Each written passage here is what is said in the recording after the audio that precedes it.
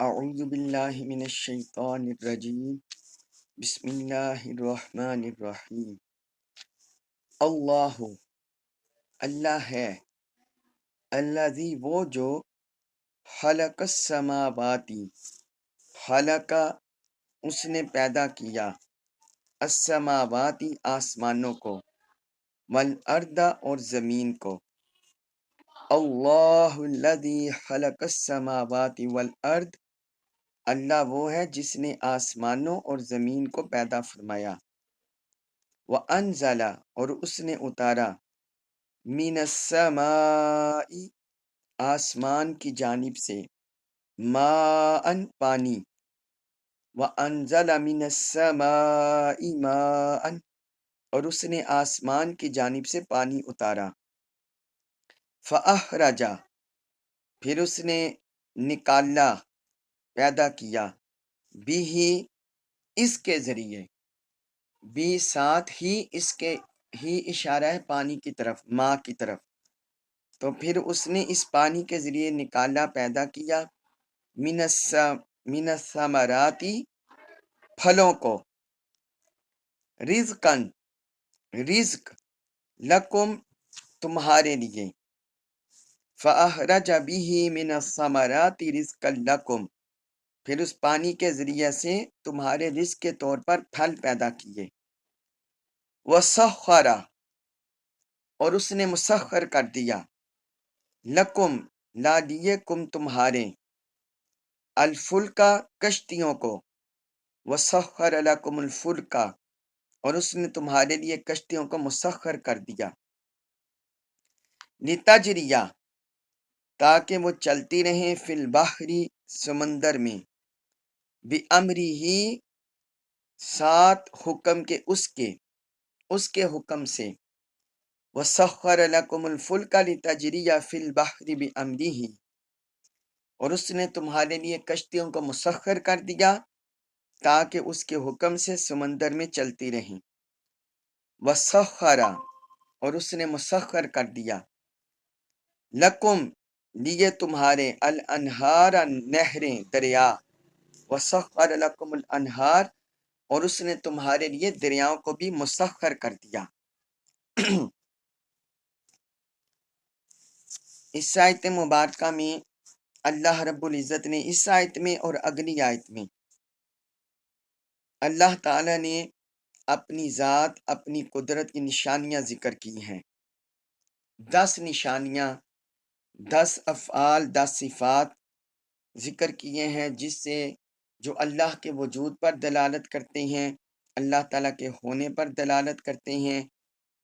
اور اس پوری کائنات کا نظام چلانے والی ہستی کی طرف اشارہ کرتے ہیں اللہ رب العزت نے فرمایا اللہ الذی خلق السماوات والارض اللہ وہ ہے جس نے آسمانوں اور زمین کو پیدا فرمایا تخلیق کیا یہ اتنا بے شمار وسعت کا حامل آسمان ہمیں نظر آتا ہے تو یہ سارا اتنا وسیع عریض آسمان نظر آتا ہے بے کنار تو اس کو رب نے تخلیق کیا پھر زمین جو اتنی پھیلی ہوئی ہے 7 بر اعظموں تک تو اس کو بھی رب نے تخلیق کیا آسمان ویسے تو اس کی حقیقت کسی کو ابھی تک معلوم نہیں ہے ویسے تو جو چیز بلند ہو کسی دوسری چیز کی نسبت سے اسے سما بولا جاتا ہے اور اہل عرب اسے سما کہتے ہیں اسی طرح بارش کو بھی سما کہا جاتا ہے کیونکہ وہ بلندی سے نازل ہوتی ہے یہ جو ہمیں نیلی چھت نظر آتی ہے یہ آسمان کی تو یہ دراصل جو ہوا کا کثیف ہوا جو مجموعہ ہوتا ہے یہ گیسوں کا مجموعہ ہوا کا مجموعہ تو یہ وہ شکل اختیار کی ہوتی ہے تو بلندی پر ہونے کی وجہ سے چونکہ اہل عرب اسے آسمان ہی کہتے ہیں سما پکارتے ہیں لہذا ہم بھی اسے آسمان ہی بولتے ہیں پھر فرمایا اور زمین کو تخلیق کیا. کوئی بھی پوری کائنات میں کوئی بھی ذات ایسی نہیں ہے جو یہ دعویٰ کر سکے کہ میں نے زمین اور آسمانوں کو تخلیق کیا ہے. تو اس کو تخلیق کرنے والی ذات وہ اللہ ہی کی ہے. آگے پھر اپنی مزید صفت ذکر کی وَأَنزَلَ مِنَ السَّمَاءِ مَاءً، اور اس نے آسمان سے پانی اتارا. جس طرح میں نے بتا دیا کہ ہر بلند چیز کو عربی میں سما بولا جاتا ہے، چونکہ بارش بھی آسمان سے اترتی ہے، لہٰذا اس کا اشارہ بھی سما کہہ کر اللہ رب العزت نے کیا، اور اس نے آسمان کی جانب سے پانی اتارا، بارش اتاری. فَأَخْرَجَ بِهِ مِنَ الثَّمَرَاتِ رِزْقًا لَكُمْ، پھر اس پانی کے ذریعے سے تمہارے رزق کے طور پر پھل پیدا کر دیے. کہ بارش نازل ہوتی ہے اور وہ بارش زمینوں کو سیراب کرتی ہے، تو جہاں جہاں اللہ رب العزت چاہتے ہیں وہاں پھل، سبزیاں، اناج اگنا شروع ہو جاتا ہے. تو یہ اللہ تعالیٰ نے ایک پورا سسٹم، پورا نظام دنیا میں بنا دیا ہے، پورا نظام دنیا میں بنا دیا ہے. پھر آگے اس کے ساتھ اور جو چیزوں کی ضرورت ہوتی ہے، آپ یہ دیکھیں کہ سورج کی روشنی کی ضرورت ہوتی ہے پھل اناج کے لیے، اللہ تعالیٰ نے وہ بھی بنا دیا. چاند کی کرنوں کی ضرورت ہوتی ہے تپش سے بچانے کے لیے، ایک خون کی ٹھنڈک کی ضرورت ہوتی ہے، اللہ تعالیٰ نے وہ بھی نظام قائم کر دیا. تو بیج کیسے اگتا ہے اور درخت بننے تک، تناور درخت بننے تک سارا نظام اللہ تعالیٰ نے جاری کر دیا. تو اللہ رب العزت نے فرمایا یہ پانی کے ذریعے ہم نے تمہارے لیے ایک رزق تمہیں فراہم کر دیا پھلوں کا. وَسَخَّرَ لَكُمُ الْفُلْكَ لِتَجْرِيَ فِي الْبَحْرِ بِأَمْرِهِ، اور اس نے تمہارے لیے کشتیوں کو مسخر کر دیا جو اس کے حکم سے سمندر میں چلتی ہیں. تسخیر کا مطلب ہوتا ہے کہ کسی چیز کی مخصوص غرض کو اس چیز کے اختیار کے بغیر جبراً کسی کے لیے مطیع کر دینا. یعنی وہ چیز چاہے خود راضی ہو یا نہ ہو، مگر کسی کا پابند بنا دینا، کسی کا مطیع بنا دینا، اسے کہتے ہیں تسخیر کرنا، مسخر کر دینا. یعنی وہ مخلوق کے فوائد کے لیے اس کی پابند ہو جاتی ہے. ہم باری سا پتھر لیں، اسے دریا میں، نہر میں پھینکے وہ ڈوب جاتا ہے، جبکہ سینکڑوں ہزاروں لاکھوں ٹن کشتیوں سے لے کر بڑے بڑے بحری جہاز وہ سمندر میں تیرتے پھرتے ہیں. تو یہ اللہ تعالیٰ نے اپنے امر سے ان کشتیوں کو، جہازوں کو سمندر میں ہمارے فوائد کے لیے مسخر کر دیا، ان کو ہمارے تابع کر دیا، یعنی انسانوں کے. پھر آگے فرمایا وَسَخَّرَ لَكُمُ الْأَنْهَارَ، اور اس نے تمہارے لیے دریاؤں کو بھی مسخر کر دیا کہ دریاؤں سے فوائد حاصل کرنا، نہروں سے فوائد حاصل کرنا یہ تمہارے لیے آسان ہو گیا. ہم وہاں سے مچھلیاں نکال لیں، موتی نکال لیں، سیپ نکال لیں، تیل نکال لیں، طرح طرح کی نعمتیں جو سمندر دریاؤں کی تہوں میں چھپی ہوئی ہیں وہ انسان اپنے فوائد کے لیے نکالتا ہے. پھر کھیتی باڑی کے لیے وہ پانی کام آتا ہے، زراعت کے لیے، فصلوں کو اس کے لیے کام آتا ہے. تو یہ اللہ تعالیٰ نے ہمارے فوائد کے لیے اس کو مسخر کر دیا. یہ 6 صفات اور 6 افعال ذکر ہوئے اللہ رب العزت کے. اس کے بعد ہے سورت ابراہیم آیت نمبر 33 اس میں ارشاد فرمایا وَسَخَّرَ، لکم الشمس والقمر دائبین، اور اس نے تمہارے فائدے کے لیے سورج اور چاند کو مطیع کر دیا، دائبین، جو ہمیشہ گردش کرتے رہتے ہیں۔ اب پیچھے ذکر ہو گیا کہ اللہ تعالیٰ نے کشتیوں کو انسانوں کے فوائد کے لیے مسخر کیا، نہر و دریاؤں کو کیا۔ اب یہاں اللہ تعالیٰ نے آسمانی کائنات کی، بلائی کائنات میں جو نعمتیں ہیں ان کی طرف اشارہ کر دیا کہ یہ جو سورج کا نظام ہے، چاند کا نظام ہے، دائبین کا مطلب ہوتا ہے کسی چیز کا ہمیشہ ایک ہی حالت پر رہنا، وہ ایک ہی حالت پر جیسی اس کی بنا دی گئی تو اسی حالت پر وہ قائم رہتی ہے، اسی میں چلتی رہتی ہے۔ تو ہزاروں لاکھوں سال سے سورج اور چاند کا نظام یہ حرکت پذیر ہے، ایک نظام میں، ایک مدار میں یہ حرکت کر رہے ہیں، اپنے اپنے مدار میں، اپنے اپنے نظام میں۔ اگر سورج اپنے نظام سے ذرا ہٹ جائے، اپنے مدار سے ہٹ جائے، چاند ہٹ جائے تو یہ سارا نظام درم برم ہو جائے، اس کائنات کا، زمینی کائنات کا جو اللہ تعالیٰ نے بنایا۔ تو اللہ تعالیٰ نے فرمایا کہ سورج اور چاند کو تمہارے فائدے کے لیے ایک نظام کے تحت پابند بنا دیا ہے۔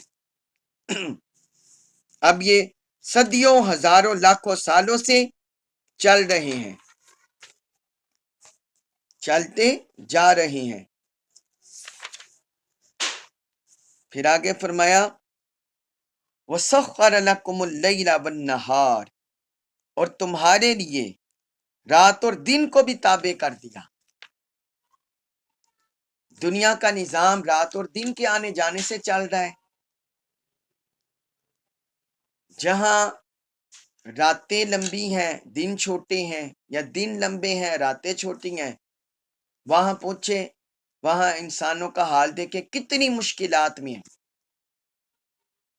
جو ناروے سائڈ، زمین کے انتہا سائڈ ہے ادھر، اور ادھر رشیا کی، جاپان سے آگے تک، جہاں بعض جگہوں پر راتیں بڑی ہیں، سورج بہت تھوڑا وقت کے لیے طلوع ہوتا ہے، اور کسی جگہ دن بڑے لمبے ہیں، راتیں بہت قلیل ہیں۔ تو ان کی مشکلات بڑی پیچیدہ ہوتی ہیں، بڑی پیچیدہ زندگی ہوتی ہے۔ اور ان کے علاوہ جو پوری زمین پر زندگی انتہائی بیلنس ہے، جہاں معتدل اور متوازی طور پر زندگی چل رہی ہے، باقی سارے خطوں میں وہاں فرق ہوتا ہے، لیکن تھوڑا بہت فرق آتا ہے 2-4 مہینوں کے لیے، یعنی کبھی راتیں لمبی ہو گئی، کبھی دن زیادہ لمبے ہو گئے، مگر عمومی طور پر بیلنس نظام چلتا رہتا ہے۔ تو اللہ رب العزت نے فرمایا دیکھو تمہارے فائدے کے لیے یہ رات اور دن کو بھی تمہارے فائدے کے لیے مطیع کر دیا، سبحان اللہ۔ اور پھر یہ انسان کا دن کے اوقات میں کام کاج کرنا، اپنی ضروریات کے لیے تگ و دو کرنا، محنت کرنا، جاب کرنا، کاروبار کرنا، یہ ساری ہیں، اور رات میں پھر آرام کرنا، سونا، انسان کے اعضاء کا اس کو ریسٹ ملنا، تو یہ اللہ کی بہت بڑی نعمتیں ہیں۔ تو ان دونوں آیتوں میں، یہ 32-33 آیتوں میں اللہ تعالیٰ نے اپنے افعال جو حادثہ ہیں اور قدرت، طاقت اور جو صفات ہیں ان کا ذکر کیا کہ اللہ کو پہچانو، وہ تمہارا مالک کیسا ہے۔ اس کے بعد ہے سورت ابراہیم آیت نمبر 34، اس میں ارشاد فرمایا وَآتَاكُمْ، وَآتَا، اور اس نے عطا فرما دی، کم تمہیں، من کلی، ہر چیز، ماں، جس کا، سألتمو، تم نے سوال کیا ہو اس سے، وآتاکم من کل ما سألتموہ، اور اس نے تمہیں ہر وہ چیز عطا فرما دی جو تم نے اس سے مانگی۔ وَإِن تَعُدُّوا، اور اگر تم شمار کرنا چاہو، نعمت اللہ، اللہ کی نعمت کو، اللہ کی نعمتوں کو، لا تحصوها، تو پورا ہرگز بھی شمار نہیں کر سکو گے۔ ان الانسان، بے شک انسان، لظلوم، بڑا ہی ظالم ہے،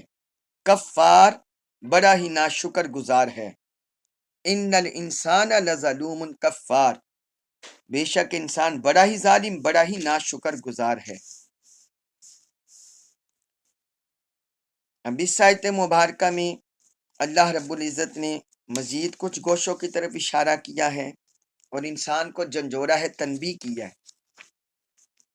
فرمایا وَآتَاكُم مِّن كُلِّ مَا سَأَلْتُمُوهُ، اور اس نے تمہیں ہر وہ چیز عطا فرما دی جو تم نے اس سے مانگی۔ سبحان اللہ۔ اب یہاں یہ سوال پیدا ہوتا ہے کہ انسان جو جو کچھ مانگتا ہے اس سے وہ عطا تو نہیں ہوتا؟ یہ سوال انسان کے ذہن میں آتا ہے۔ دراصل اس کا معنی یہ ہے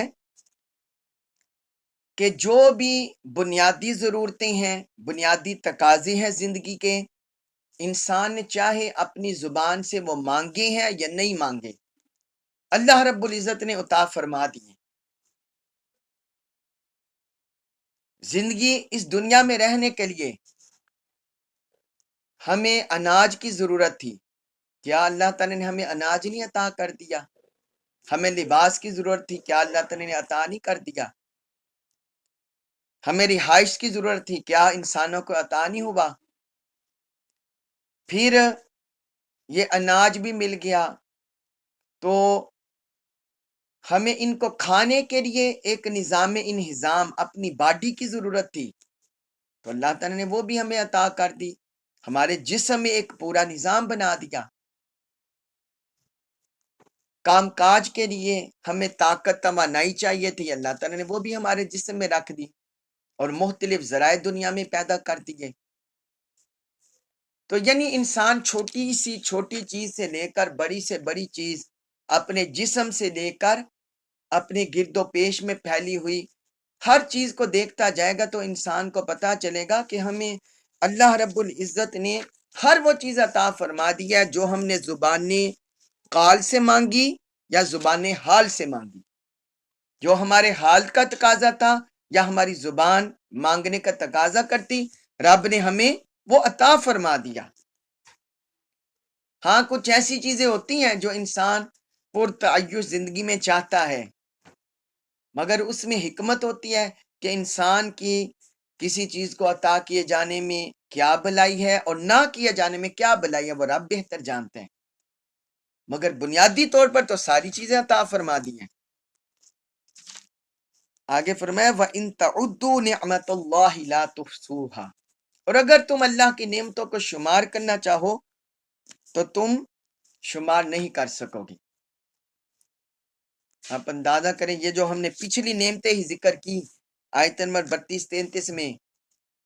اعلیٰ سے اعلیٰ نعمتیں، زمینی نعمتیں بھی آسمانی نعمتیں بھی، تو انسان کیسے شمار کر سکتا ہے؟ خود اپنے جسم کے اندر ہی غور کرے، انہی نعمتوں کو شمار نہیں کر سکتا۔ آنکھ کا کیا فنکشن ہے، کان کا کیا فنکشن، زبان کا کیا فنکشن ہے، انسان کے بدن کے اندر جو ہیں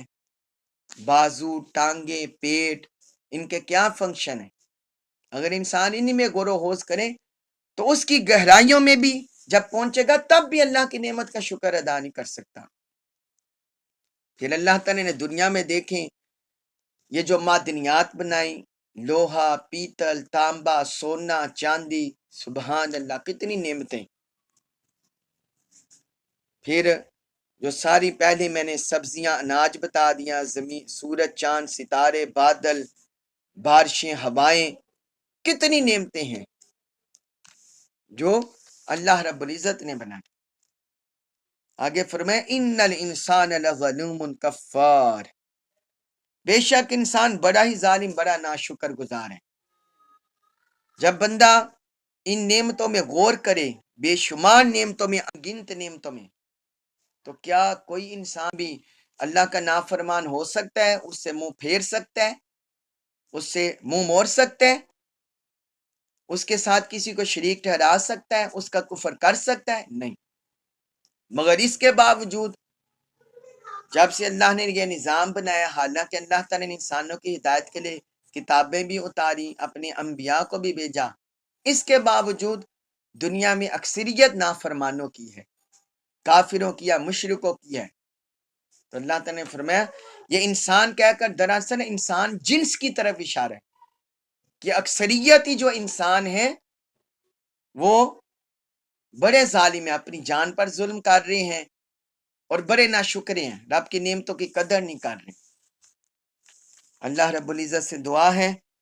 کہ اللہ تعالی ہمیں اپنا شکر گزار بندہ بنائے، اپنا مطیع فرما بردار بندہ بنائے اور ہمیں کاملاً اپنی معرفت نصیب فرمائے، قرآن مجید کا فہم نصیب فرمائے اور اس پر عمل پیرا ہونے کی توفیق عطا فرمائے۔ وما علیہ الا البلاغ المبین۔